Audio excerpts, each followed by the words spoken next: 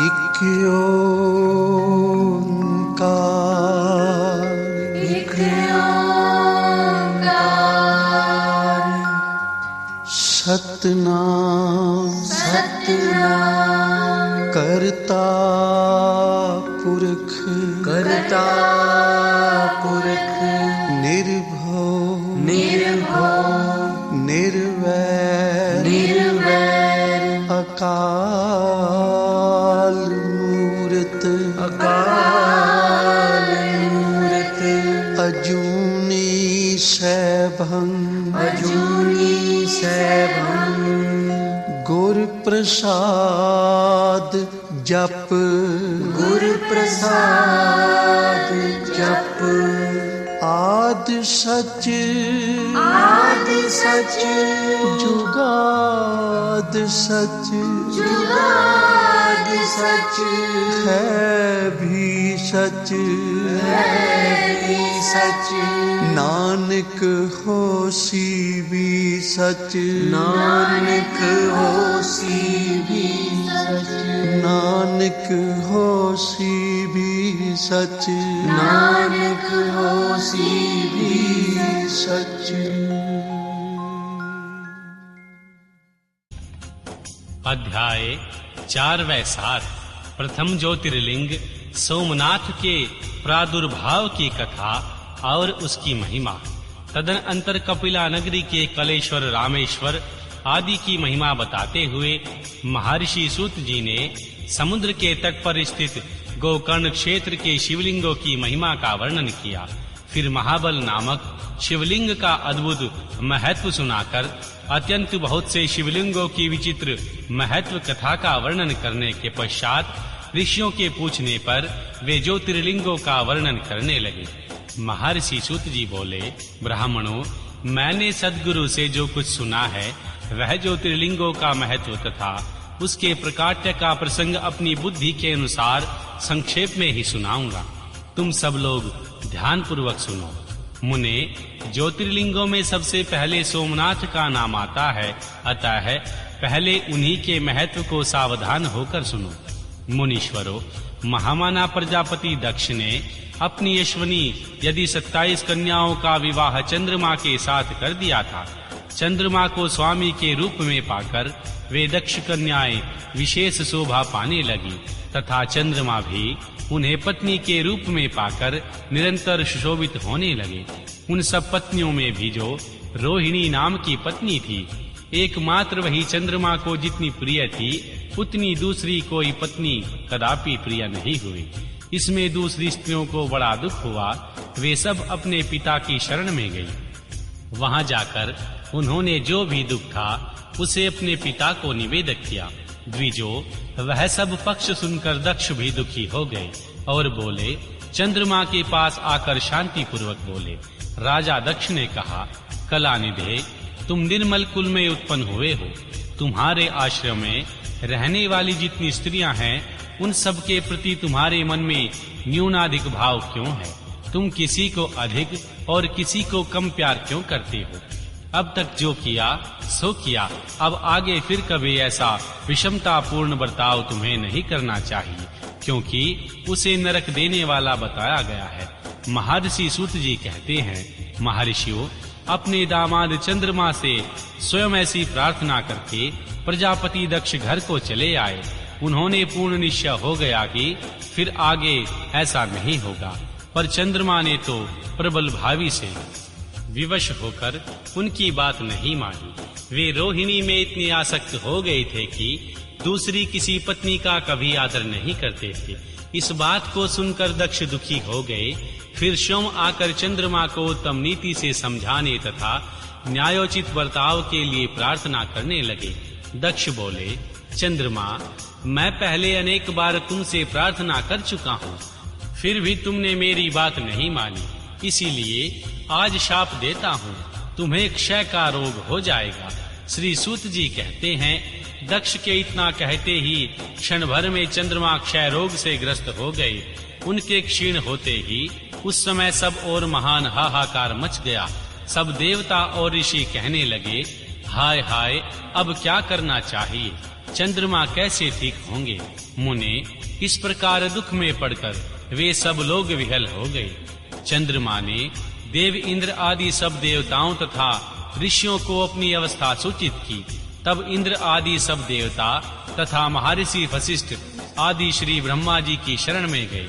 उनकी यह बात सुनकर श्री ब्रह्मा जी ने कहा, देवताओं, जो हुआ सो हुआ, अब वह निश्चय ही पलट नहीं सकता। अतः उनके निवारण के लिए मैं तुम्हें एक उत्तम उपाय बताता हूँ, आदर पूर्वक सुनो।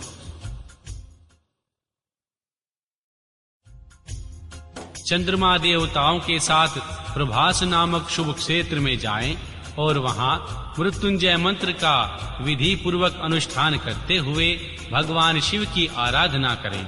अपने सामने शिवलिंग की स्थापना करके वहां चंद्रदेव नित्य तपस्या करें। इससे प्रसन्न होकर भगवान शिव उन्हें क्षय रहित कर देंगे। तब देवताओं तथा ऋषियों के कहने से श्री ब्रह्मा जी की आज्ञा के अनुसार चंद्रमा ने वहां 6 महीने तक निरंतर तपस्या की। मृत्युंजय मंत्र से भगवान वृषभध्वज का पूजन किया, 10 करोड़ मंत्र का जाप किया और मृत्युंजय का ध्यान करते हुए चंद्रमा वहां स्थिरचित होकर लगातार खड़े रहे। उन्होंने तपस्या करते देखकर भक्तवत्सल भगवान शंकर प्रसन्न हो उनके सामने प्रकट हो गए और अपने भक्त चंद्रमा से बोले। भगवान शंकर ने कहा, चंद्रदेव, तुम्हारा कल्याण हो। तुम्हारे मन में जो अभिष्ट हो वह वर मांग लो। मैं प्रसन्न हूँ, तुम्हें संपूर्ण उत्तम वर प्रदान करूंगा। चंद्रमा बोले, देवेश्वर, यदि आप प्रसन्न हैं तो मेरे लिए क्या असाध्य हो सकता है। तथापि प्रभो, आप मेरे शरीर के इस क्षय रोग का निवारण कीजिए। मुझसे जो अपराध बन गया हो उसे क्षमा कीजिए।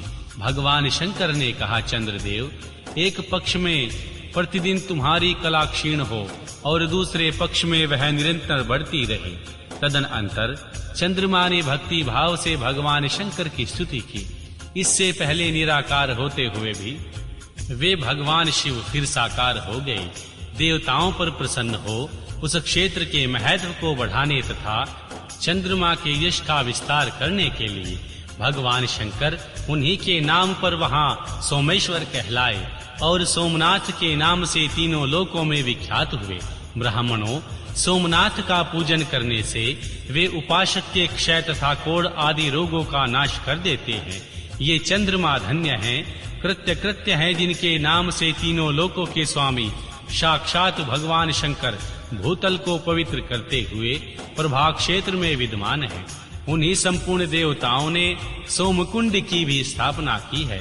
इसमें भगवान शिव और भगवान ब्रह्मा का सदा निवास माना जाता है। चंद्रकुंड इस भूतल पर पाप नाशन तीर्थ के रूप में प्रसिद्ध है। जो मनुष्य उसमें स्नान करता है वह पापों से मुक्त हो जाता है। अक्षय आदि जो असाध्य रोग होते हैं वे सब उन 6 कुंड में 6 मास तक स्नान करने मात्र से नष्ट हो जाते हैं। मनुष्य जिस फल के उद्देश्य से इस उत्तम तीर्थ का सेवन करता है उस फल को सर्वथा प्राप्त कर लेता है, इसमें संशय नहीं है। चंद्रमा निरोग होकर अपना पुराना कार्य संभालने लगे। इस प्रकार मैंने सोमनाथ की उत्पत्ति का सारा प्रसंग सुना दिया। मुनीश्वरों, इस तरह सोमेश्वर लिंग का प्रादुर्भाव हुआ। जो मनुष्य सोमनाथ के प्रादुर्भाव की इस कथा को सुनता अथवा दूसरों को सुनाता है वह संपूर्ण अभिष्ट को पाता है और पापों से मुक्त हो जाता है। बाबा बिख देखिया संसार, बाबा बिख देखिया संसार, बाबा बिख देखिया संसार। रखिया करो गोसाई मेरे, रखिया करो गोसाई मेरे, मैं नाम तेरा आधार। बाबा ਵਿਖ ਦੇਖਿਆ ਸੰਸਾਰ ਬਾਬਾ, ਵਿਖ ਦੇਖਿਆ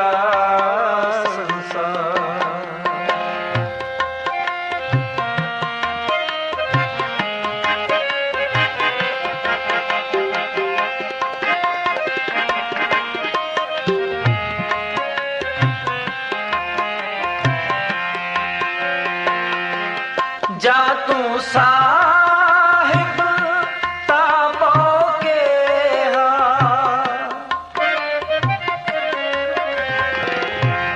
जा तू साहिब ताबो के हो तुद बिन किस सलाही, एक तू ता सब किछ है,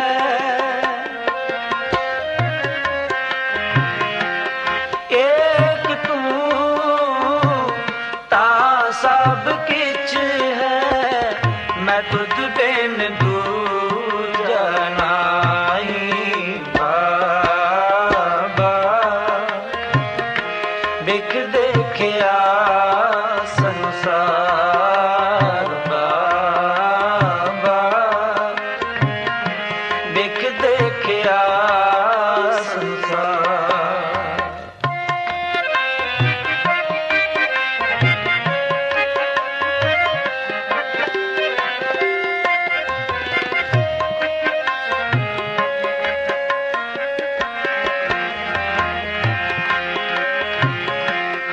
जाने बिरथा सभा मान की,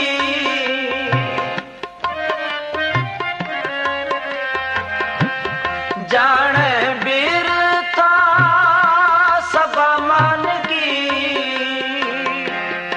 और किस पे आँख सुनाए, विण नावे सब जग बोराया, विण नावे सब जग बोराया, विण नावे सब जग बोराया, विण नावे सब जग बोराया, नाम मिले सुख पाइए बाबा, बिख देखिया संसार बाबा,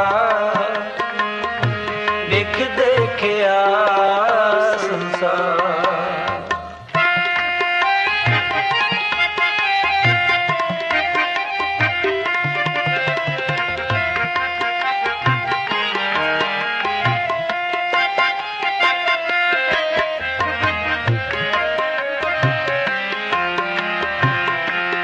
क्या कहिए किस आँख सुनाए,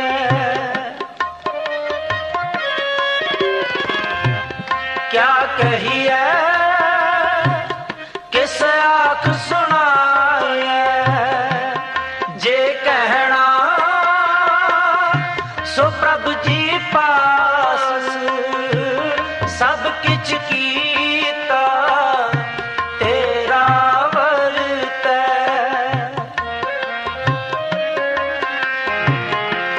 सब किछ कीता तेरा वरतै, सदा सदा तेरी आस बाबा, बिख देखिया संसार बाबा, बिख देखिया संसार।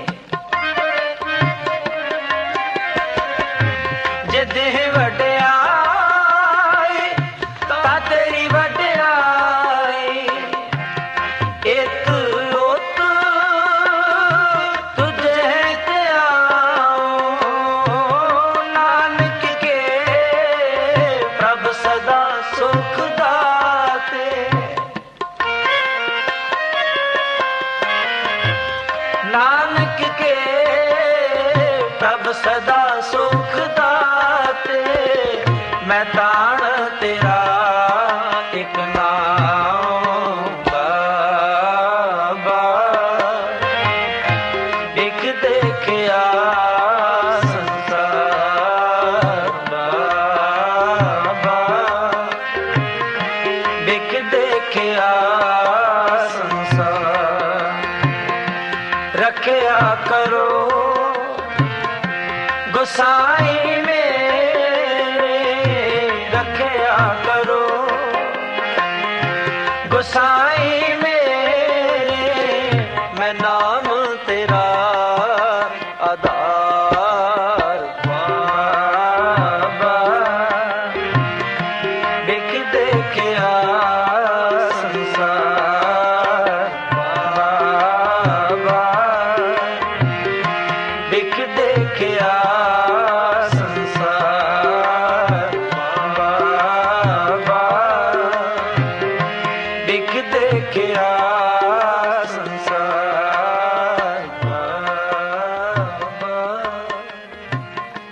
देख देखिया संसार।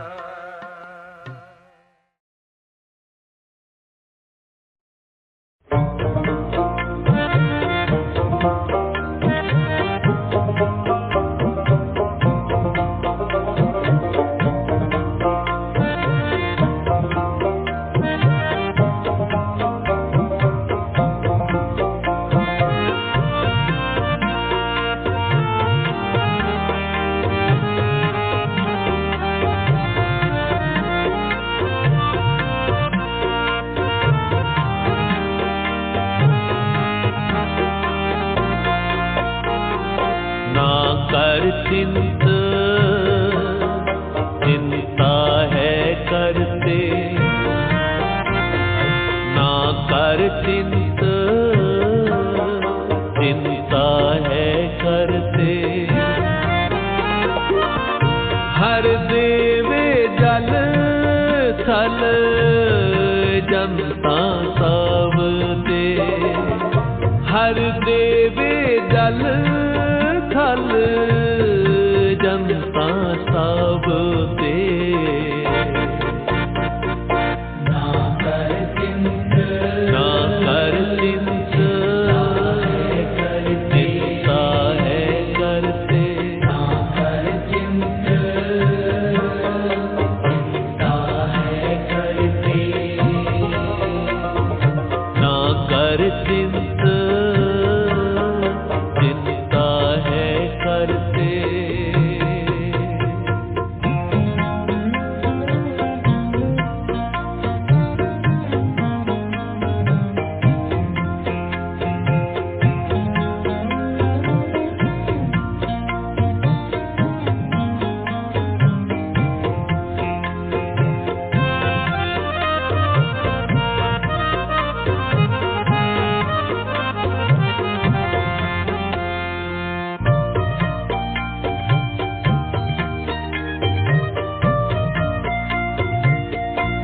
अचिंत दान देह प्राप्य अपना, बिच पाथर कीट पखाणी है,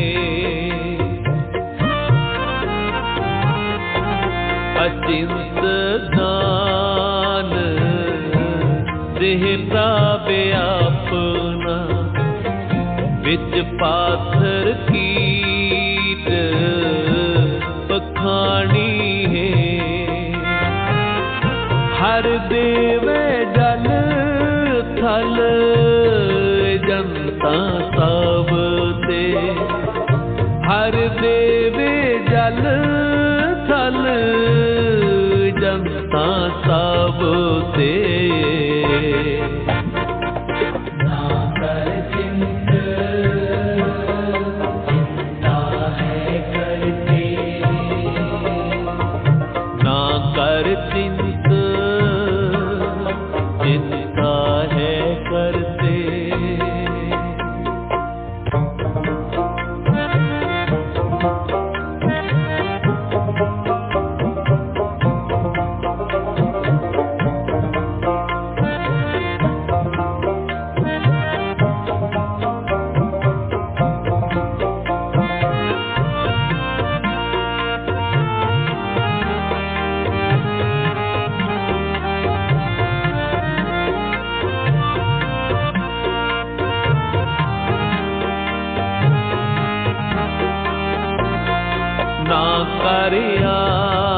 दास मीत सुत पाई, ना कर आस किसे शाप पारी की पराई। बिन हर नावे को बेली नाही, हर जपिए सारग पानी है।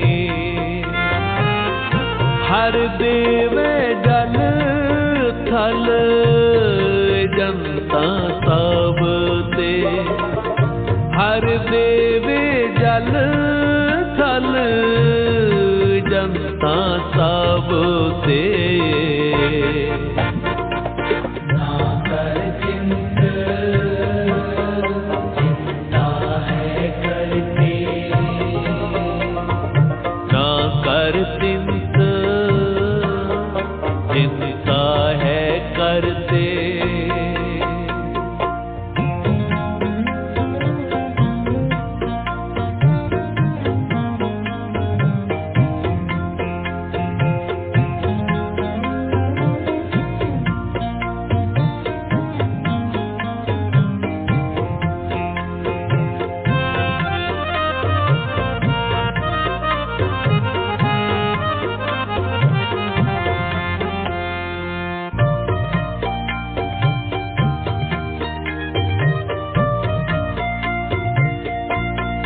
अन दिन नाम जपो बनवारी, सवे आशा मने सा पूरे थारी। जन नानक नाम जपो पाव खंडन, सुख सहजे रैण विहाणी है। हर देवे जल थल जनता सब ते, हर देवे जल थल जनता सब ते।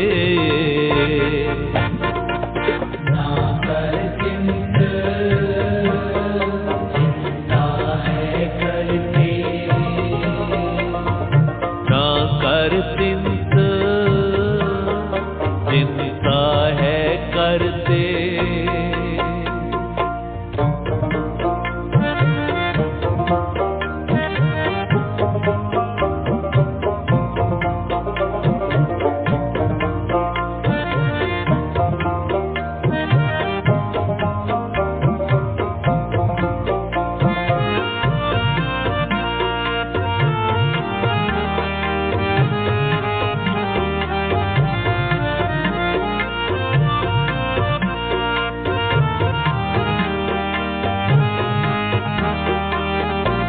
अचिंत दान देह प्राप्य अपना, बिच पाथर कीट पखाणी है।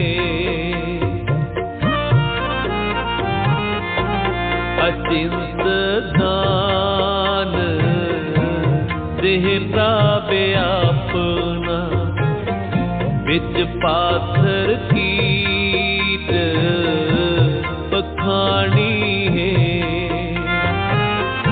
हर देवे जल थल जनता सब ते, हर देवे जल थल जनता सब ते। ना कर चिंत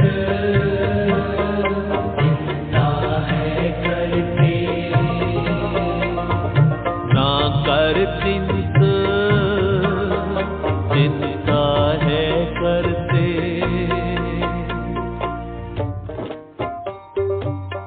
ना कर चिंत चिंता है करते, ना करया कर चिंता उस ਕਰਤੇ ਨੂੰ ਸਾਰੀ ਸ੍ਰਿਸ਼ਟੀ ਦੀ ਚਿੰਤਾ ਹੈ। ਮਹਾਰਾਜ, ਜੇ ਅਸੀਂ ਚਿੰਤਾ ਨਾ ਕਰੀਏ ਤੇ ਰੱਬ ਬੈਠੇ ਹੀ ਰੋਟੀ ਦੇਈ ਜਾਵੇਗਾ। ਤੁਸੀਂ ਕਹਿੰਦੇ ਹੋ ਚਿੰਤਾ ਨਾ ਕਰਿਆ ਕਰ, ਤੇ ਗੁਰੂ ਗ੍ਰੰਥ ਸਾਹਿਬ ਜੀ ਕਹਿੰਦੇ ਨੇ, ਊਡੇ ਊਡ ਆਵੇ ਸੈਕੋਸ਼ਾਂ, ਤਿਸ ਪਾਛੇ ਬਚਰੇ ਛਰਿਆ, ਤਿਨ ਕਵਣ ਖੁਲਾਵੇ ਕਵਣ ਚੁਗਾਵੇ, ਮਨ ਮੇ ਸਿਮਰਨ ਕਰਿਆ। ਕੂੰਜਾਂ ਆਪਣੇ ਬੱਚਿਆਂ ਨੂੰ ਜਨਮ ਦੇ ਕੇ ਕੋਹਾਂ ਦੂਰ ਉਡਾਰੀ ਮਾਰ ਜਾਂਦੀਆਂ ਨੇ, ਉਹਨਾਂ ਦੇ ਬੱਚਿਆਂ ਨੂੰ ਕੌਣ ਪਾਲਦਾ ਹੈ? ਉਹਨਾਂ ਦੇ ਬੱਚਿਆਂ ਨੂੰ ਕੌਣ ਉੱਡਣਾ ਸਿਖਾਉਂਦਾ ਏ? ਕੌਣ ਗਰਾਈਆਂ ਪਾਉਂਦਾ ਏ? ਮਤੇ ਤੂੰ ਕਿਤੇ ਸੋਚੀ ਜਾਵੇਂ ਵੀ ਮੇਰੀ ਚਿੰਤਾ ਨਾਲ ਹੀ ਘਰ ਚੱਲਦਾ ਹੈ। ਸਾਡੇ ਚਿੰਤਾ ਕੀਤਿਆਂ ਕੁਝ ਨਹੀਂ ਬਣਦਾ। ਗੁਰੂ ਮਹਾਰਾਜ ਜੀ ਇੱਕ ਹੋਰ ਉਦਾਹਰਣ ਦਿੰਦੇ ਨੇ, ਕਹਿੰਦੇ ਨੇ, ਤਰੰਦੇ ਨਾ ਗ੍ਰਹਿ ਜੈ ਤਖਤ ਅਬ ਆਸ ਕਰ। ਆ ਪੰਛੀਆਂ ਵੱਲ ਤੇ ਦੇਖਿਆ ਕਰ, ਜਿੰਨਾ ਕੁਝ ਪੇਟ ਵਿੱਚ ਪਾਇਆ ਏ ਓਨਾ ਕੁਝ ਹੀ ਹੈ। ਨਾ ਇਹਨਾਂ ਪੰਛੀਆਂ ਧਨ ਜੋੜਿਆ ਏ, ਨਾ ਸੋਨਾ ਜੋੜਿਆ ਏ, ਨਾ ਆਟਾ ਤੇ ਦਾਣਾ ਇਕੱਠਾ ਕਰਕੇ ਰੱਖਿਆ ਹੋਇਆ ਹੈ। ਜਿੰਨਾ ਕੁਝ ਪੇਟ ਵਿੱਚ ਏ ਓਨਾ ਕੁਝ ਏ। ਰੋਜ਼ ਦੀ ਰੋਜ਼ ਇਹਨਾਂ ਨੂੰ ਰੋਜੀ ਕੌਣ ਦਿੰਦਾ ਹੈ? ਕੌਣ ਪ੍ਰਬੰਧ ਕਰਦਾ ਹੈ? ਨਿਰੰਕਾਰ ਕਰਦਾ ਹੈ। ਤੂੰ ਧਨ ਵੀ ਜੋੜਿਆ ਏ, ਅੱਜ ਖਾਧਾ ਏ, ਮਹੀਨੇ ਦਾ ਰਾਸ਼ਨ ਵੀ ਘਰ ਵਿੱਚ ਪਿਆ ਏ, ਫੇਰ ਵੀ ਚਿੰਤਾ ਲੱਗੀ ਰਹਿੰਦੀ ਏ ਵੀ ਰੋਜੀ ਰੋਟੀ ਦਾ ਕੀ ਬਣੇਗਾ। ਤੂੰ ਕਾਹਨੂੰ ਚਿੰਤਾ ਲਾ ਲਈ? ਸਤਿਗੁਰੂ ਤੇ ਸਾਨੂੰ ਕਹਿੰਦੇ ਨੇ, ਚਿੰਤਾ ਨਾ ਕਰਿਆ ਕਰ, ਚਿੰਤਨ ਕਰਿਆ ਕਰ, ਸਿਮਰਨ ਕਰਿਆ ਕਰ। ਪਰ ਅਸੀਂ ਫੇਰ ਵੀ ਚਿੰਤਨ ਨਹੀਂ ਕਰਦੇ, ਕਰਦੇ ਚਿੰਤਾ ਹੀ ਹਾਂ। ਗੁਰੂ ਦੀ ਸੁਣਦੇ ਹਾਂ, ਮੰਨਦੇ ਨਹੀਂ, ਚਿੰਤਾ ਹੀ ਕਰਦੇ ਹਾਂ। ਗੁਰੂ ਗੋਬਿੰਦ ਸਿੰਘ ਜੀ ਮਹਾਰਾਜ ਅਨੰਦਪੁਰ ਸਾਹਿਬ, ਇੱਕ ਗੁਰਸਿੱਖ ਨੇ ਆ ਕੇ ਨਮਸਕਾਰ ਕੀਤੀ ਤੇ ਦਾਤਾ ਜੀ ਪੁੱਛਦੇ ਨੇ, ਕਿਉਂ ਬਈ ਕੀ ਨਾਮ ਹੈ? ਮਹਾਰਾਜ, ਸੱਜਾ ਮੇਰਾ ਨਾਮ ਹੈ। ਭਾਈ ਸੱਜਿਆ ਰੋਜ਼ ਹੀ ਆਉਂਦਾ ਹੈ? ਨਹੀਂ ਸਤਿਗੁਰੂ, ਪਿੰਡ ਬੜੀ ਦੂਰ ਹੈ। ਇੱਕ ਦਿਨ ਆਉਣ ਨੂੰ ਲੱਗ ਜਾਂਦਾ ਏ, ਇੱਕ ਦਿਨ ਜਾਣ ਨੂੰ ਲੱਗ ਜਾਂਦਾ ਏ, 3 ਦਿਨ ਲੱਗ ਜਾਂਦੇ ਨੇ। ਮਹੀਨੇ ਦੇ ਵਿੱਚ ਇੱਕ ਵਾਰ ਸੰਗਰਾਂਦ ਨੂੰ ਹੀ ਆਉਂਦਾ ਹੁੰਦਾ ਹੈ। 2 ਦਿਨ ਦਾ ਰਾਸ਼ਨ ਬੱਚਿਆਂ ਨੂੰ ਪਾ ਕੇ ਦੇ ਆਂਦਾ ਹਾਂ, 3 ਦਿਨ ਪਹੁੰਚ ਜਾਂਦਾ ਹਾਂ। ਭਾਈ ਸੱਜਿਆ ਐਡੀ ਦੂਰੋਂ ਆਂਦਾ ਏ, ਥੋੜੇ ਦਿਨ ਰੁਕ ਜਿਆ ਕਰ, ਚਿੰਤਨ ਕਰਿਆ ਕਰ। 4 ਦਿਨ ਰੁਕ ਜਾ, ਨਾ ਮਹਾਰਾਜ 2 ਦਿਨ ਰੁਕ ਜਾ। ਇਨਕਾਰ ਕੀਤਾ। 1 ਦਿਨ ਰੁਕ ਜਾ, ਕਹਿਣ ਲੱਗਾ ਮਹਾਰਾਜ ਕਿਵੇਂ ਰੁਕ ਜਾਵਾਂ, ਬੱਚਿਆਂ ਦੀ ਚਿੰਤਾ ਏ। 2 ਦਿਨ ਦਾ ਰਾਸ਼ਨ ਦੇ ਕੇ ਆਇਆ ਹਾਂ, 3 ਦਿਨ ਮੁੱਕ ਜਾਣਾ ਹੈ। ਸਤਿਗੁਰੂ ਸਮਝ ਗਏ, ਆਇਆ ਤੇ ਹੈ ਗੁਰੂ ਦੇ ਘਰ, ਪਰ ਚਿੰਤਨ ਨਹੀਂ, ਚਿੰਤਾ ਵਿੱਚ ਹੀ ਫਸਿਆ ਹੋਇਆ ਹੈ। ਸਤਿਗੁਰਾਂ ਨੇ ਇੱਕ ਚਿੱਠੀ ਪੜਾਈ ਹੈ, ਐ ਲੈ ਇੱਕ ਪੱਤਰਕਾ, ਤੂੰ ਰਸਤੇ ਵਿੱਚ ਲੰਘੇਗਾ ਨਾ, ਪੀਰ ਬੁੱਧੂ ਸ਼ਾਹ ਦਾ ਡੇਰਾ ਆਏਗਾ, ਉੱਥੇ ਸਾਡੀ ਚਿੱਠੀ ਫੜਾ ਜਾਈ। ਚਲਾ ਗਿਆ, ਬੁੱਧੂ ਸ਼ਾਹ ਦੇ ਡੇਰੇ ਗਿਆ। ਰਸਤੇ ਵਿੱਚ ਪੀਰ ਜੀ ਨੂੰ ਚਿੱਠੀ ਫੜਾਈ ਹੈ, ਸਤਿਗੁਰਾਂ ਭੇਜੀ ਇਹ ਚਿੱਠੀ। ਪੀਰ ਜੀ ਨੇ ਆਖਿਆ ਵੀ ਕੋਈ ਜਲ ਪਾਣੀ ਤੇ ਛਕ ਜਾ।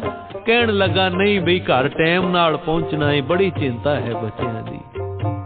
ਤੇ ਪੀਰ ਜੀ ਜਦੋਂ ਚਿੱਠੀ ਪੜ੍ਹ ਰਹੇ ਨੇ, ਉਹਦੇ ਤੇ ਲਿਖਿਆ ਹੋਇਆ ਹੈ, ਪੀਰ ਜੀ ਇਸ ਗੁਰਸਿੱਖ ਨੂੰ ਜਾਣ ਨਹੀਂ ਦੇਣਾ, ਆਪਣੇ ਕੋਲ ਰੱਖਣਾ ਹੈ, ਨਿਮਰਤਾ ਨਾਲ, ਪਿਆਰ ਨਾਲ ਰੱਖਣਾ ਏ। ਜੇ ਨਾ ਰਹੇ ਤੇ ਜ਼ੋਰ ਨਾਲ ਵੀ ਰੱਖਣਾ ਏ, ਪਰ ਸੇਵਾ ਮੇਰਾ ਰੂਪ ਜਾਣ ਕੇ ਕਰਨੀ। ਜਦੋਂ ਪੀਰ ਨੇ ਚਿੱਠੀ ਪੜ੍ਹੀ ਤੇ ਸੇਵਕਾਂ ਨੂੰ ਆਖਿਆ, ਜਾਓ ਬਈ ਉਹਨੂੰ ਪਕੜ ਕੇ ਲਿਆਓ। ਸੇਵਕਾਂ ਨੇ ਪਕੜ ਲਿਆਂਦਾ। पीर जी ने आख्या वे गुरसिखा तू कुछ महीने जा नहीं सकता, इत्थे रह ते चिंतन कर, सिमरन कर। आखण लगा पीर जी कुछ महीने मैं नहीं रुकना, भी कलगीधर दा हुक्म है।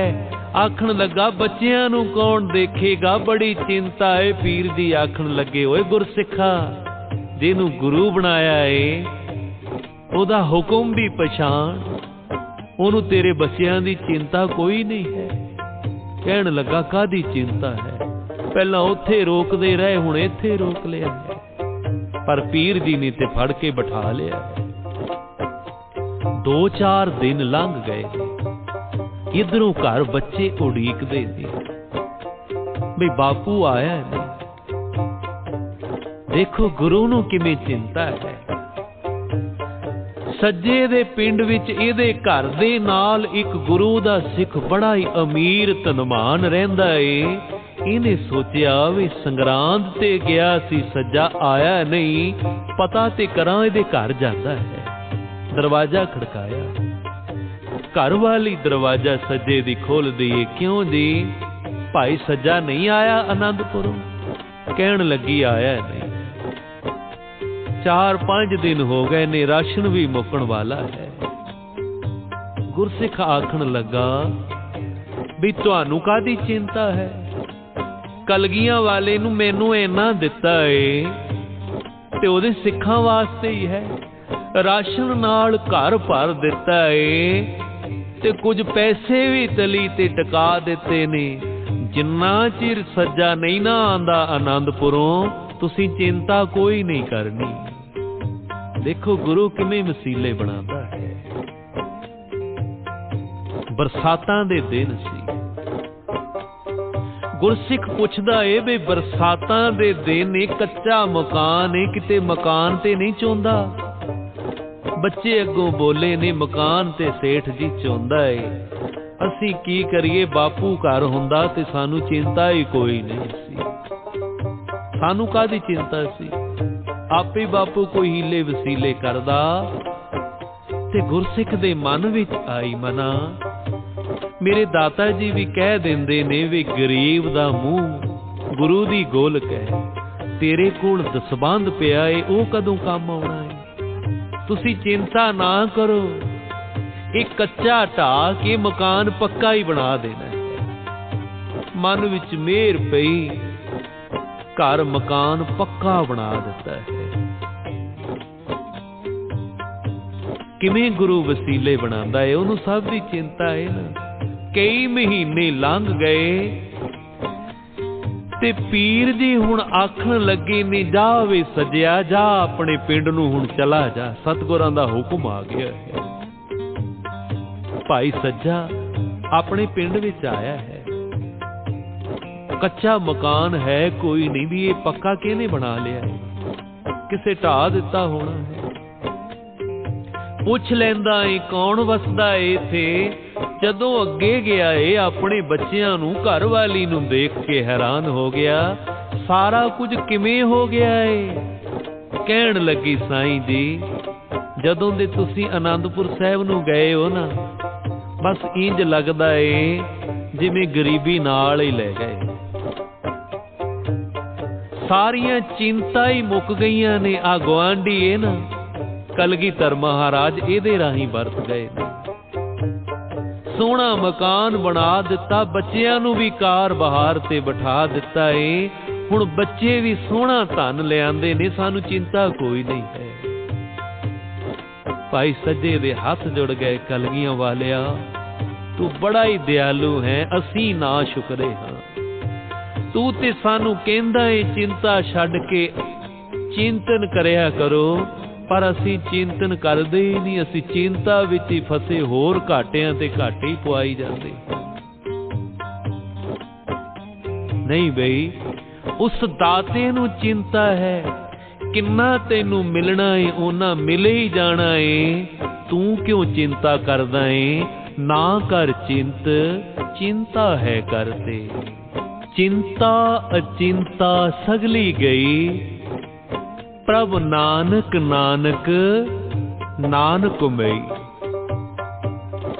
ਜਦੋਂ ਅਸੀਂ ਸੰਗਤ ਵਿੱਚ ਬੈਠੇ ਹੁੰਦੇ ਹਾਂ ਨਾ, ਫਿਰ ਵੀ ਸਾਨੂੰ ਘਰ ਪਰਿਵਾਰ ਦੀ ਚਿੰਤਾ ਹੀ ਲੱਗੀ ਰਹਿੰਦੀ ਹੈ। ਗੁਰੂ ਘਰ ਚਿੰਤਨ ਵਿੱਚ ਜਾ ਤੇ ਬਹਿੰਦੇ ਹਾਂ, ਲਾਈ ਫਿਰ ਵੀ ਚਿੰਤਾ ਹੁੰਦੀ ਏ। ਬਾਬਾ ਨੰਦ ਸਿੰਘ ਜੀ ਬੜਾ ਹੀ ਕੀਮਤੀ ਵਚਨ ਕਰਦੇ ਸਨ, ਜਦੋਂ ਚਿੰਤਨ ਵਿੱਚ ਜੁੜੇ ਹੋਈਏ ਸਾਡੇ ਕੰਮਾਂ ਕਾਰਾਂ ਦੀ ਚਿੰਤਾ ਗੁਰੂ ਨਾਨਕ ਨੂੰ ਹੋ ਜਾਂਦੀ ਏ। ਸੰਗਤ ਵਿੱਚ ਬੈਠਿਆਂ ਚਿੰਤਾ ਨਾ ਲਾਇਆ ਕਰ, ਨਾ ਕਰ ਚਿੰਤ, ਚਿੰਤਾ ਹੈ ਕਰਤੇ, ਨਾ ਕਰ ਚਿੰਤ, चिंता है करते। हर देवे जल थल जनता सब दे, हर देवे जल थल जनता सब दे। ना कर चिंत,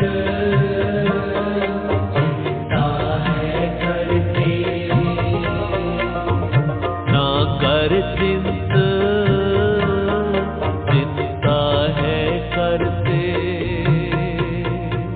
तेरी बख्श ना मिटै कोई, ਉਹਦੀ ਬਖਸ਼ਿਸ਼ ਕੋਈ ਮੇਟ ਨਹੀਂ ਸਕਦਾ, ਪਰ ਫੇਰ ਵੀ ਸਾਨੂੰ ਇੱਕ ਐਵੇਂ ਜਿਹੀ ਚਿੰਤਾ ਲੱਗ ਜਾਂਦੀ ਹੈ, ਫਲਾਨੀ ਚੀਜ਼ ਉਹਦੇ ਤੇ ਮੇਰਾ ਹੱਕ ਹੈ, ਕਿਤੇ ਕੋਈ ਹੋਰ ਨਾ ਲੈ ਜਾਵੇ। ਉਹ ਸੁੱਖ, ਉਹ ਵਡਿਆਈ ਮੇਰੇ ਹਿੱਸੇ ਦੀ ਏ, ਕਿਤੇ ਦੂਜਾ ਰਿਸ਼ਤੇਦਾਰ ਨਾ ਲੈ ਜਾਵੇ। ਸਤ ਸੰਗਿਓ, ਜਿਹੜਾ ਕੁਝ ਸਾਨੂੰ ਮਿਲਣਾ ਏ ਉਹ ਸਾਨੂੰ ਹੀ ਮਿਲਣਾ ਏ, ਦੂਜਾ ਕਿਵੇਂ ਲੈ ਜਾਏ? ਤੈਨੂੰ ਕਿਉਂ ਚਿੰਤਾ ਲੱਗ ਗਈ ਹੈ?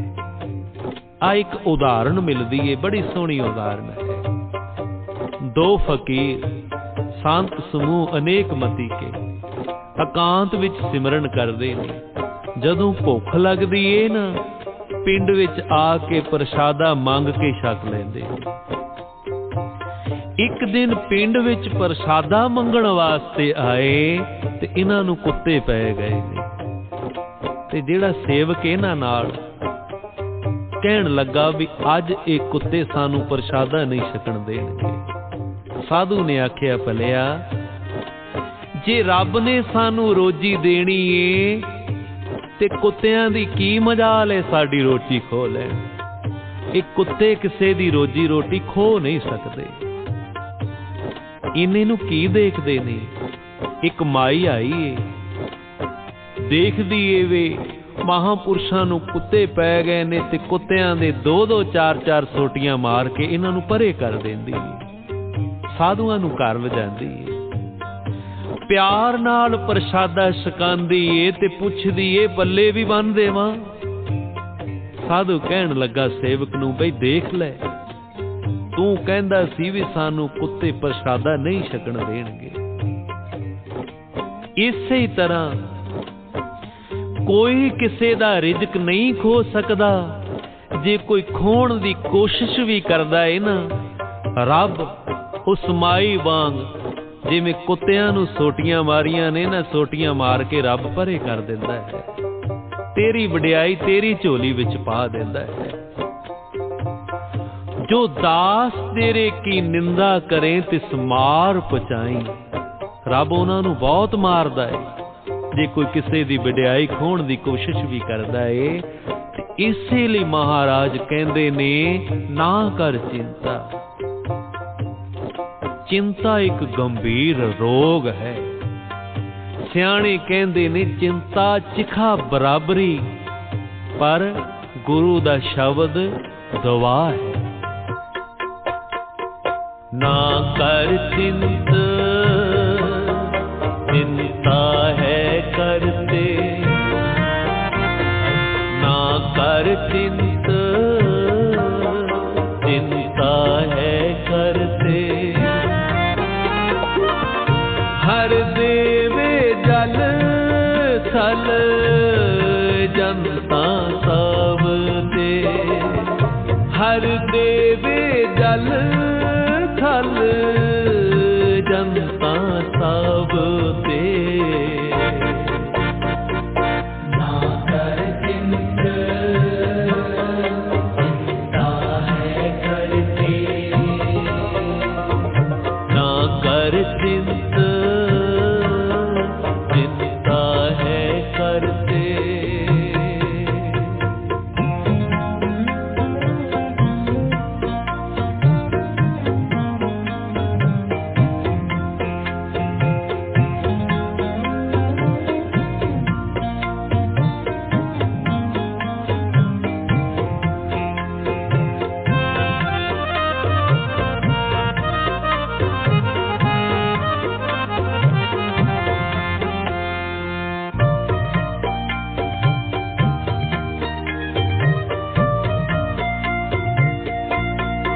अन दिन नाम जपो बनवारी, सवे आशा मने सा पूरे थारी। जन नानक नाम जपो पाव खंडन, सुख सहजे रैण विहाणी है। हर देवे जल थल जनता सब ते, हर देवे जल थल जनता सब ते। ना कर चिंत ना कर चिंत चिंता है करते, ना कर चिंत ना कर चिंत चिंता है करते।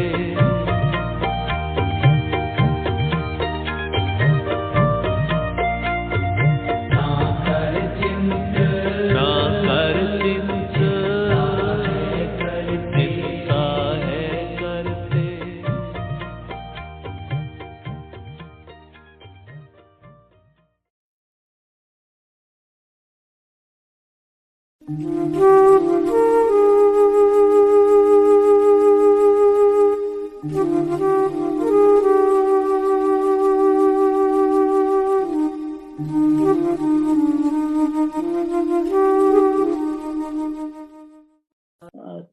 तो वो उनको आने में देर हो गई। अब गुरुजी तो 7 बजे बैठ जाते थे उस टाइम पे, और रात को तो गुरुजी बैठे ही रहते थे, संगत भी बैठी रहती थी।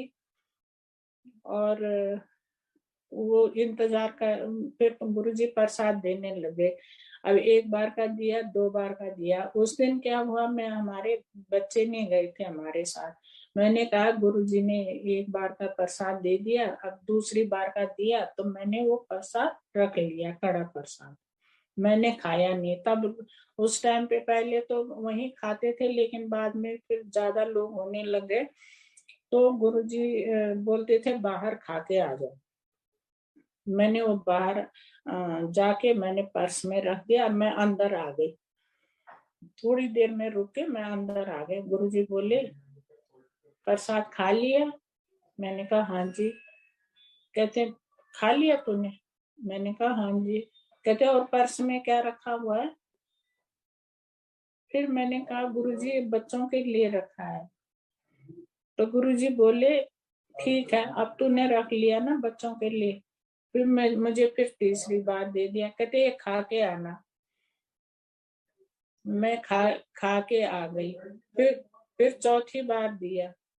कहते खा के आ। अब गुरुजी का एक हाथ, हमारे दोनों हाथ ऐसे भर जाते थे प्रसाद से। फिर गुरुजी ने ऐसे कर करके मुझे 6 बार दिया, और 6 बार प्रसाद दिया, और 6 बार मैंने फिर खाया वो। तो अब आप लगाओ कि घर में तो हम लोग इतने से हलवा नहीं खा सकते। अब मैंने 6 बार इतना इतना जो हाथ में लेके हम जाते थे, तो लेते थे, हमारे दोनों हाथ भर जाते थे। गुरुजी के एक हाथ से हमारे दोनों हाथ भर जाते थे। इतना कड़ा प्रसाद मैंने खाया। तो संगत में उसका सब हंसने लगे, तो इशारे कर रहे मेरे को कि 6 बार का प्रसाद मिल गया, 6 बार आपको इस संगत इशारा कर रही। कहते अब लंगर खा लोगी? मैंने कहा अब तो पेट भर गया। गुरुजी ने सुन लिया।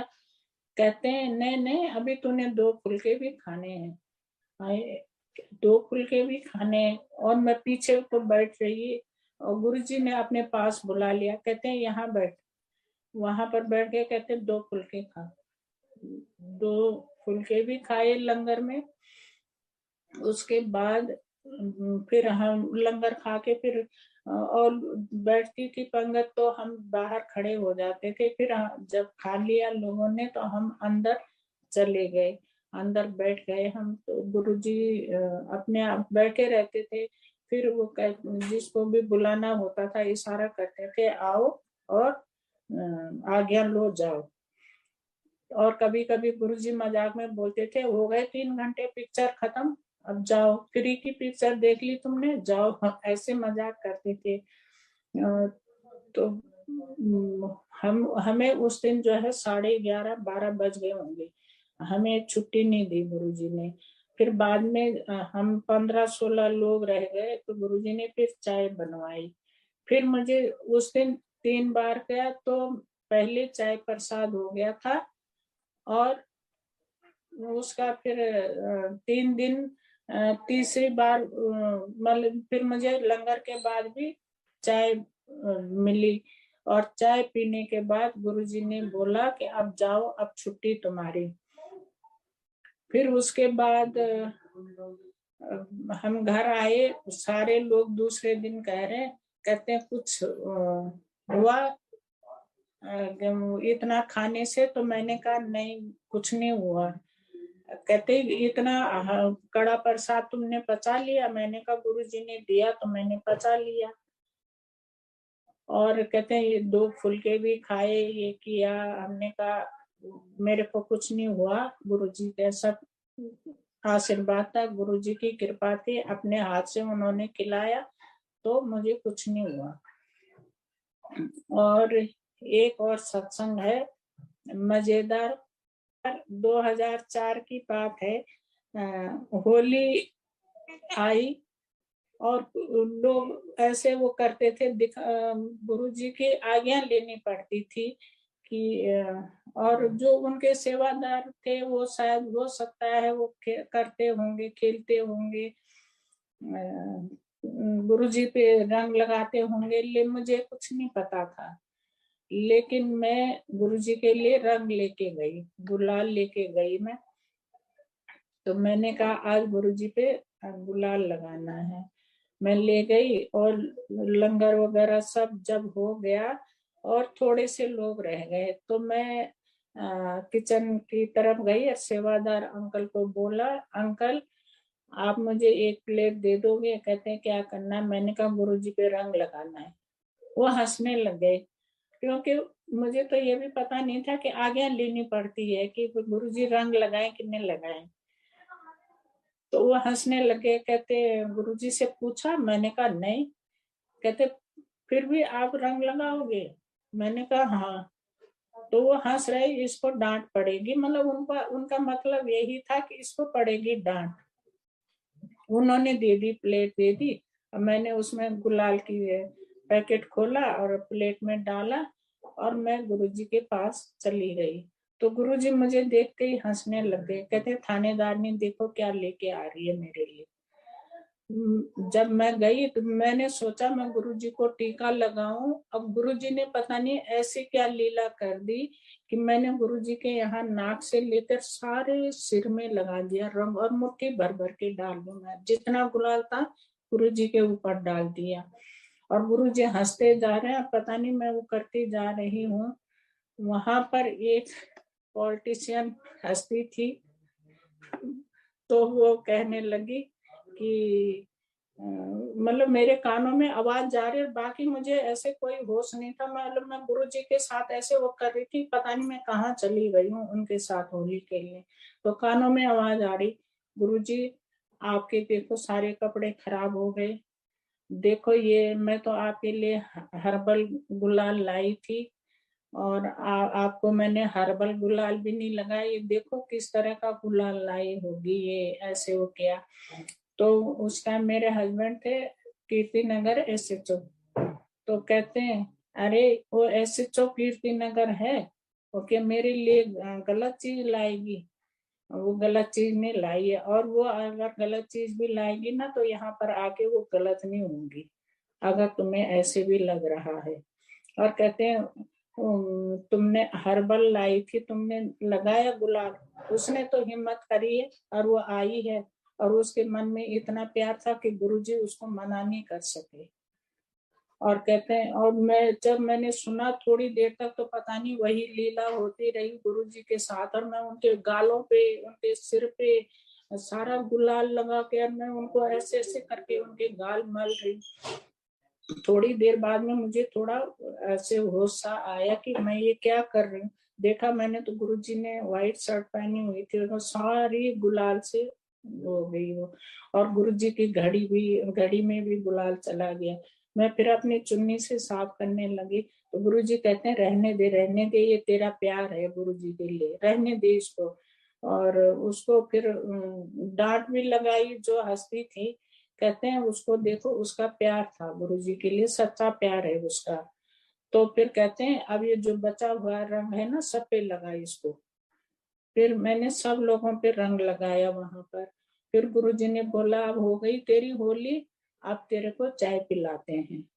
फिर गुरुजी ने सेवादार को कहा इसने देखो मेरे साथ होली खेली है, इसको अब चाय प्रसाद पिलाओ। फिर सबके लिए चाय बनी, जितने लोग थे वहां पर सबने चाय पी। फिर गुरुजी मुझे पार्किंग तक छोड़ने आए, कहते चल अब मैं तुझे छोड़ने चलता हूँ।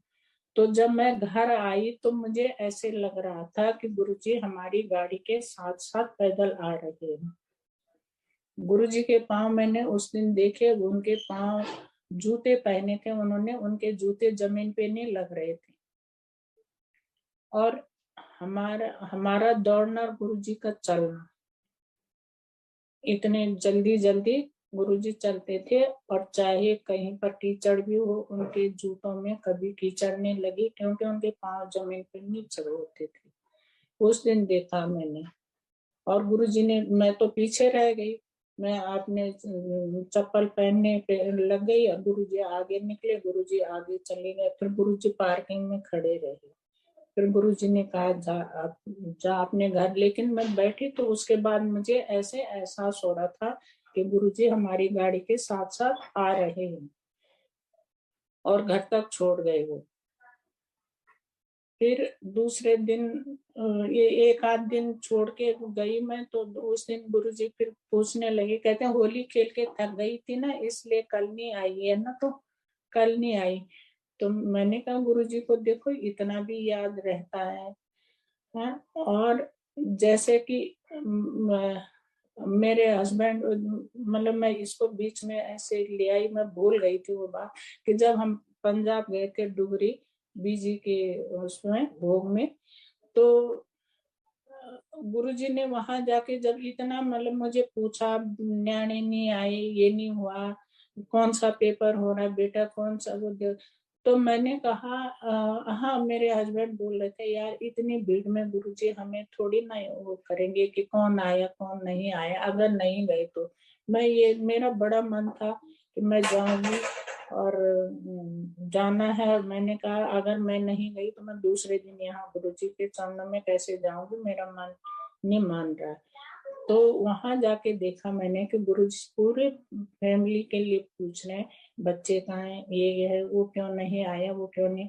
तो मैंने कहा हम तो ये सोच रहे थे इतनी भीड़ में गुरुजी कितनों को याद रखेंगे, लेकिन वो एक एक का नाम ले लेके सबको पूछ रहे हैं कि वो फलाना क्यों नहीं आया। औरों को भी पूछ रहे संगत में कि वो क्यों नहीं आया, वो क्यों नहीं आया। हमने कहा देखो हम तो 10-12 लोग अगर मिलते हैं तो हम दूसरे दिन अगर वो नहीं मिला तो हम भूल भी जाते हैं। गुरुजी को कितना याद रहता है हमारा। सब कह के उसके इतने बच्चे हैं, उसका ये है, उसका ये नाम है, उनको नाम भी याद होते हैं। तो ये गुरुजी की कृपा है हम सारी संगत पे। और गुरुजी इतना प्रेम करते हैं, अभी उस शरीर में हमें नहीं दिखाई देते हैं, हमारी ये आंखों का फेर है कि हमें नहीं दिखाई देते। हमें वही दिखता है कि जहाँ शरीर से हमने गुरुजी को देखा, गुरुजी को छुआ है, गुरुजी के साथ बैठे, गुरुजी जिस पे कृपा जिस टाइम करनी होती थी। कई बार गुरुजी अपनी संगत को बोलते थे डांस करो, तो वो मियाँ बीवी डांस करते थे। कईयों की प्रॉब्लम होती थी, चलो बच्चे काफी साल हो गए शादी के, बच्चा नहीं हुआ, कोई प्रॉब्लम है, ये कहते डांस कर लो, दोनों मियाँ बीवी करो, डांस करो। थोड़ी देर में कहते मुंडा दिता तेनो, और सच्ची में एक हमारे आंखों कई लोग हैं, अब तो भीड़ में पता नहीं वो कहाँ कहाँ हो गए सब लोग। उस टाइम थोड़े थोड़े लोग थे। तो एक कपल आते थे, उनकी शादी को 12 साल हो गए थे, और 12 साल हो गए थे तो बोलते थे गुरुजी बच्चा नहीं हुआ, बच्चा नहीं हुआ। गुरुजी ने उनको बच्चा दिया, बेटा दिया, बहुत सुंदर बच्चा, बहुत सुंदर बच्चा, और उन्होंने उसका नाम रखा मेहर। ये तो ये मेहर नाम रखो, उससे नाम गुरुजी को बोला इसका नाम आप ही दोगे, तो मेहर नाम रखा। वो बच्चा इतना सुंदर था, अब तो हो गया होगा, काफी बड़ा हो गया होगा, लेकिन अब इतनी भीड़ में पता भी नहीं लगता है। थोड़े थोड़े से लोग हैं जिनको पुरानी संगत के कि जिनको हम जानते हैं। अब इतनी भीड़ में कभी कोई किसी दिन जाता होगा, कोई किसी दिन तो मिल भी नहीं पाते हैं। तो ये गुरुजी के टाइम से ही ऐसे होने लग गया था। जब थोड़ा भीड़ बढ़ने लगी थी तो गुरुजी ने दिन बांट दिए थे लोगों के। तो उस दिन बांटने में भी गुरुजी ने मेरे को कुछ नहीं बोला। तो जो सेवादार थे ना, वो बोलते थे आंटी आप तो कल भी आए थे, आज भी आ गए। तो मैंने कहा गुरुजी ने कुछ नहीं बोला। मैंने कहा नहीं। अच्छा। तो एक दिन मैंने गुरुजी को पूछा, गुरुजी आपने लोगों को दिन बता रखे हैं कि कौन से दिन आना है, तो मैं कहते हैं थानेदारनी को कोई रोक सकता है? तू तो गुरुजी को खुद डराती है आंखें दिखा दिखा के, तो तेरे को मैं क्या रोकूंगा? तेरी मर्जी, जब चाहे तो आ, जब चाहे तेरा वो टाइम नहीं होता है तो मत आ, ले, तेरे को कोई मनाही नहीं है। तो सेवादार ने, जिसने मेरे को रोका था, कहते हैं आंटी सॉरी, गुरुजी ने आपको मना नहीं किया तो हम कौन होते हैं कहने वाले। तो ऐसे हमारे गुरुजी जिस तरह से उन्होंने जिस पे जैसी कृपा करनी है, जिस तरह से करनी है, किसी को डांट फटकार के भी वो आशीर्वाद मिला है। एक ऐसे ही एक आंटी, उस टाइम की बात है, वो शायद सिविल सर्विस में थी, और वो पहली बार आई गुरुजी के पास, पहली बार, नोएडा से थी शायद। तो वो आई और उन्होंने पहले दिन आई तो गुरुजी ने अच्छे से उनसे वो पूछ पाछ के बात करके उनको बोला गड़वी ले आना, और दूसरे दिन गड़वी लेके आ गई। तो वो जैसे आई, वो गुरुजी को मत्था टेका, गुरुजी गड़वी, वो कहते हैं ठीक है। फिर थोड़ी देर बाद में गुरुजी गड़वी, कहते ठीक है। तीसरी बार भी कहा, कहते रहने दे। हमने कहा अभी मत दो, गुरुजी अपने आप को करेंगे। वो ले गए चौथी बार। अब जनवरी का महीना, और गुरुजी को आया गुस्सा, लंगर शुरू हो रहा था, कहते यहाँ से चल बाहर। और बाहर भेजा, वो बरामदे में किसी और के साथ आई हुई थी, तो बरामदे में खड़ी हो गई। तो गुरुजी ने वो किया कि वो कहते सेवादार भेजा, कहते इसको बोलो बरामदे में खड़ी ना रहे, पार्किंग में जाओ। और बेचारी जनवरी के महीने में पार्किंग में खड़ी रही वो। और उनके साथ के जो थे, हम आए होंगे 12:30-1 बजे के करीब, वो हमसे भी बाद में उन्होंने छुट्टी दी होगी गुरुजी ने उनको, क्योंकि वो वहीं थे बैठे हुए। तो वो उनको हमने देखा, वो जब हम अपनी गाड़ी में पार्किंग में आए तो वो बेचारी वहां बैठी हुई थी। और गुरुजी ने कहा आज से मत आना यहाँ। न उसकी गड़वी को लिया उन्होंने और बोला यहाँ मत आना।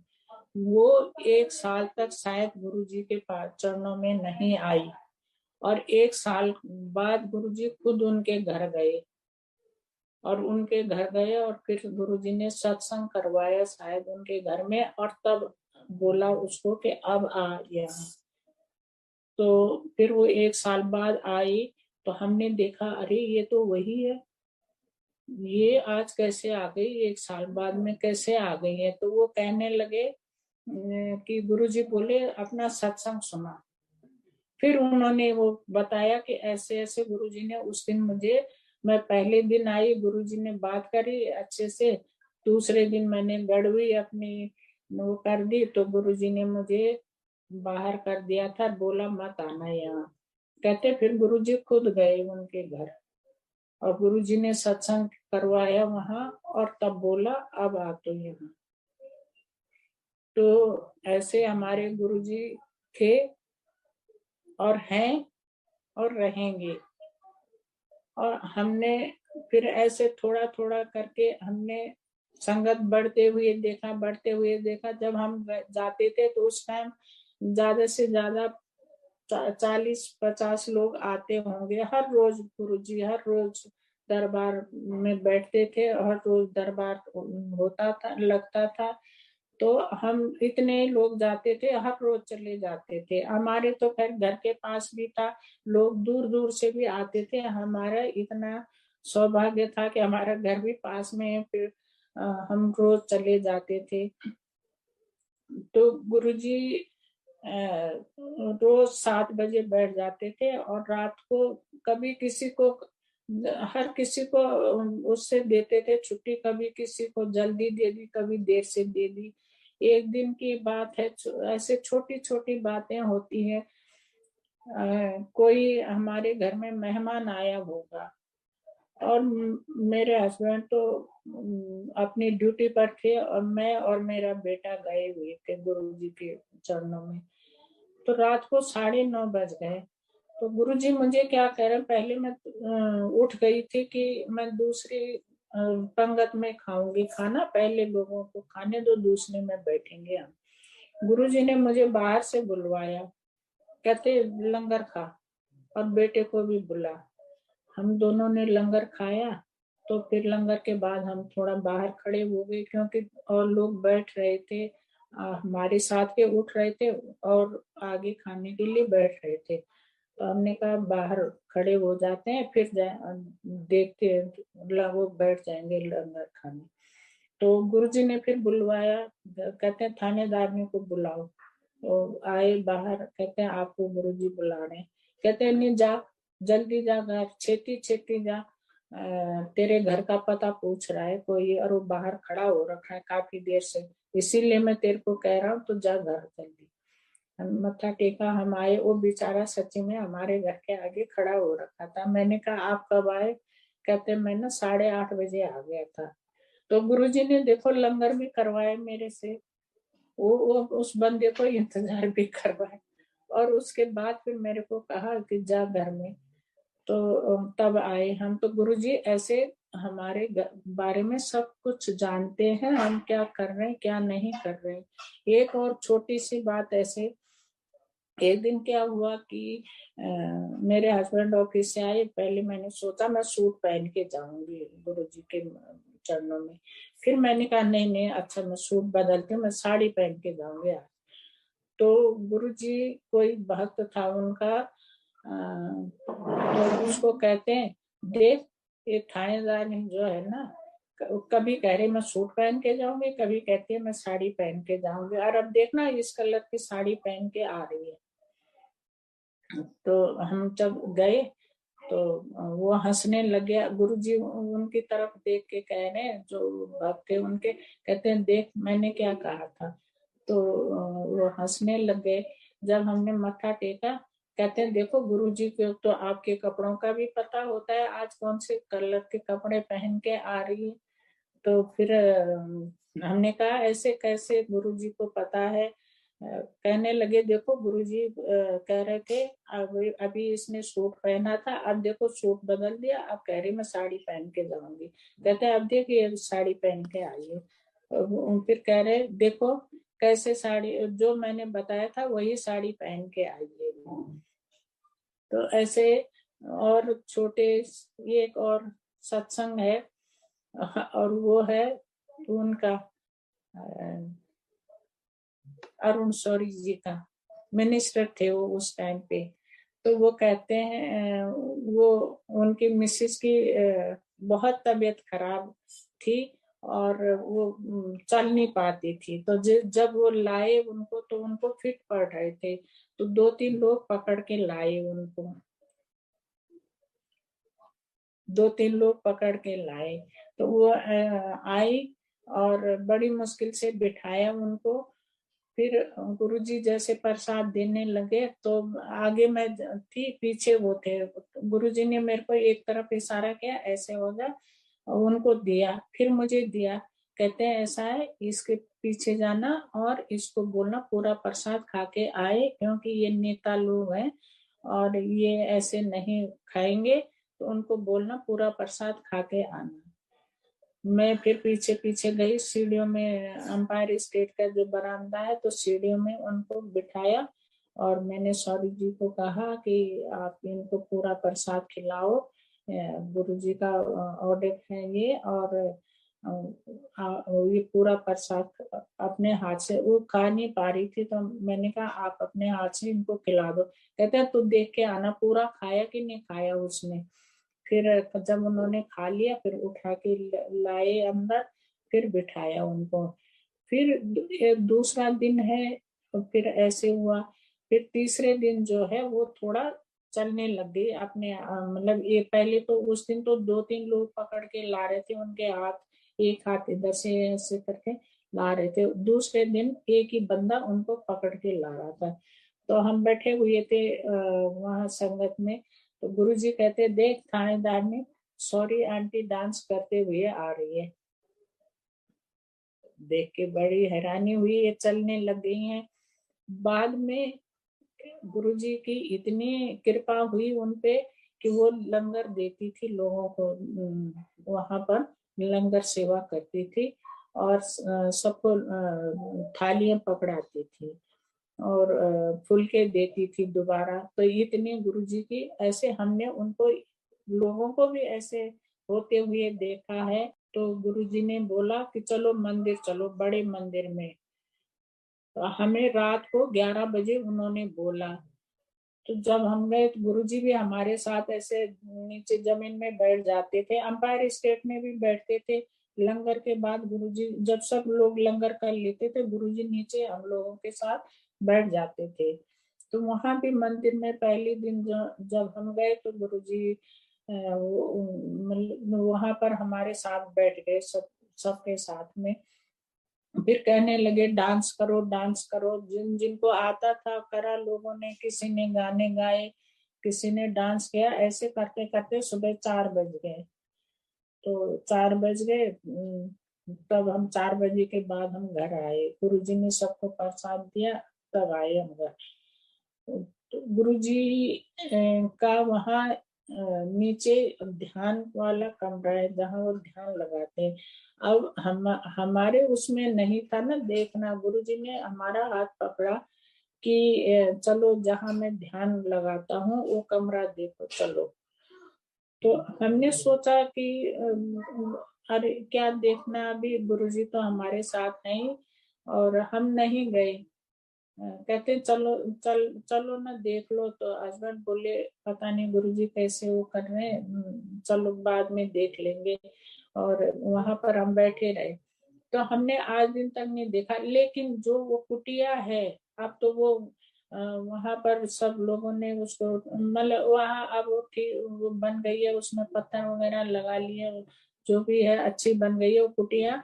वहां वो मिट्टी की कुटिया थी। गुरुजी मेरे को उस कुटिया में ले गए थे, मेरा हाथ पकड़ के ले गए थे और कहते हैं यहाँ मैं ध्यान लगाता हूँ, और मैं दिन में भी जब भी आऊंगा या रात में भी आऊंगा अकेला, मैं यहाँ ध्यान लगाता हूँ। तो मुझे वो कुटिया गुरुजी ने अपने आप दिखाई, अपने मेरा हाथ पकड़ के ले गए थे उस कुटिया में। तो वहां जाके मेरे को एक जैसे वो थी तो मिट्टी की कुटिया थी, लेकिन वो वहां जाके मेरा जो, मतलब वो बदल गया कि ये मैं कहाँ आ गई हूँ। दूसरा ही नजारा मुझे दिखने लग गया था कि मैं कहाँ आ गई हूँ। तो ये गुरुजी का ये आशीर्वाद मुझे मिला है।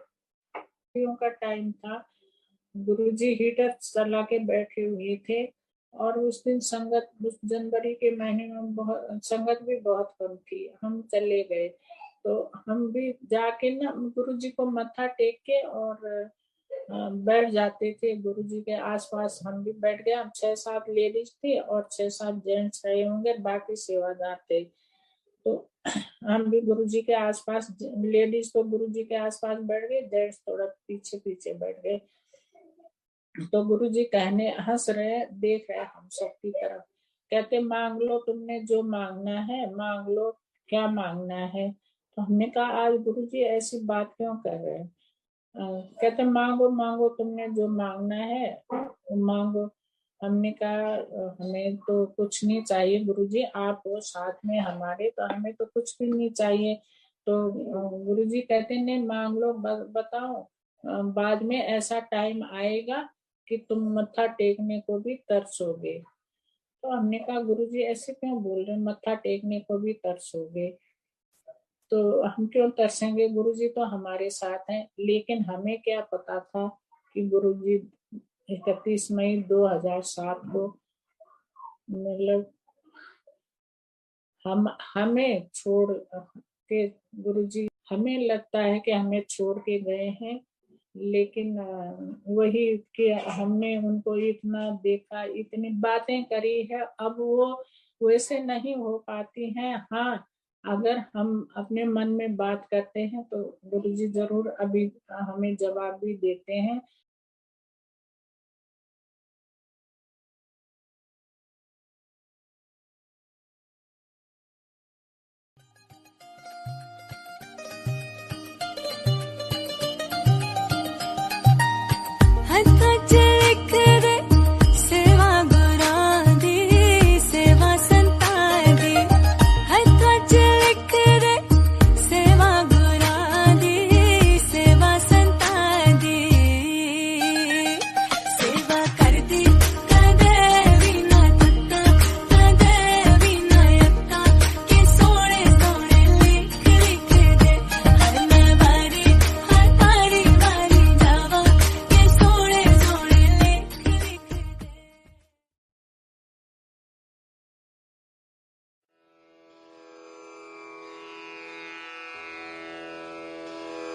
जय गुरु जी की।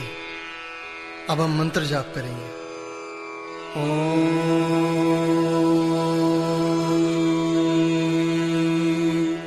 नमः शिवाय। शिव जी सदा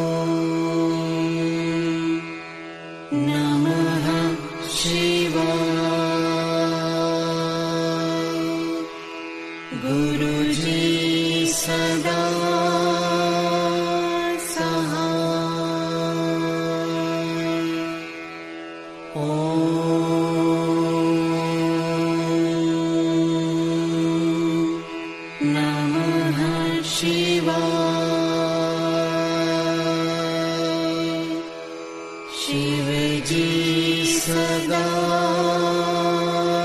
सहाय। ओम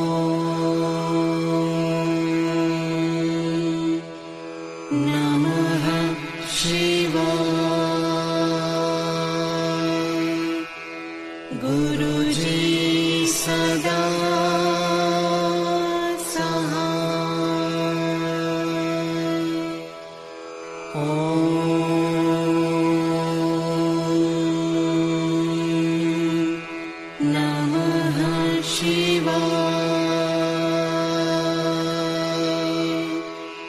शिव जी सदा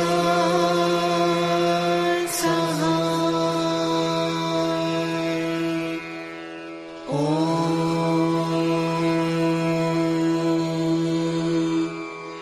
नमः शिवाय। गुरुजी सदा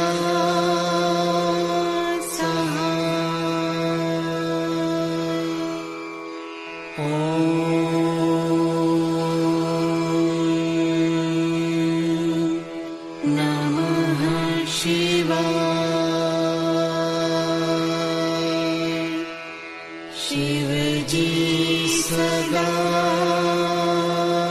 सहाय। ओम नमः शिवाय। गुरुजी सदा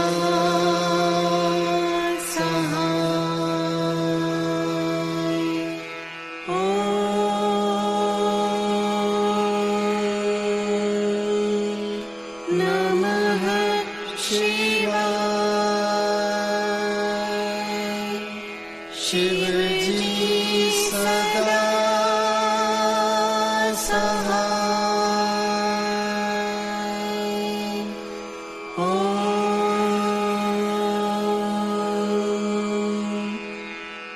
नमः शिवाय। गुरुजी सदा